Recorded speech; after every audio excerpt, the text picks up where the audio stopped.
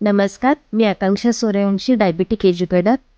सर्वप्रथम सगळ्यांना गणेश चतुर्थीच्या हार्दिक शुभेच्छा. गणेश चतुर्थी म्हणालं की सगळ्यात पहिले आठवतात ते गोड मोदक. पण त्यापुढचा पडणारा एक प्रश्न असा की डायबिटिक पेशंटने मोदक खावे की नाही खावे? खायचे असेल तर ते कशा पद्धतीने किंवा कधी खावेत, की जेणेकरून आपली शरीरातली साखरेची पातळी वाढणार नाहीये. तर त्यासाठी आपण नक्कीच 2 गोष्टींची काळजी घेऊ शकतो. एक म्हणजे मोदक बनवण्याची रेसिपी आणि दुसरी गोष्ट म्हणजे ते मोदक कधी खावेत. तर सगळ्यात पहिली आपण रेसिपी बघूयात, की ज्याच्यामध्ये काही बदल करू शकतो. जेव्हा आपण मोदक बनवताना जिवपळ बनवतो, त्याच्यामध्ये आपण तांदळाच्या पिठाच्या ऐवजी नाचणीचं पीठ वापरू शकतो.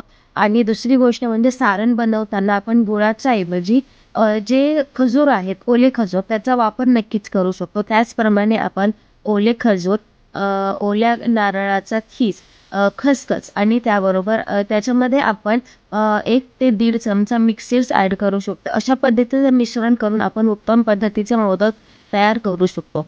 दुसरी गोष्ट आहे म्हणजे मोदक खाण्याच्या वेळा, की ज्याच्यामध्ये 2 जेवणांच्या मध्ये हे मोदक खाल्ले तर तुमची शुगर लेव्हल वाढण्याचे चान्सेस खूप कमी प्रमाणात असतात. अगदीच जेवणाबरोबर मोदक खायचे असतील तर तर त्या जेवणामधलं तुमचं कर्बोदकाचं प्रमाण कमी करावं. हे सगळ्या गोष्टी जर लक्षात घेऊन डायबिटिक पेशंट मोदक खाणार असेल, तर त्यांची नक्कीच शुगर लेव्हल नॉर्मल येईल. Thank you.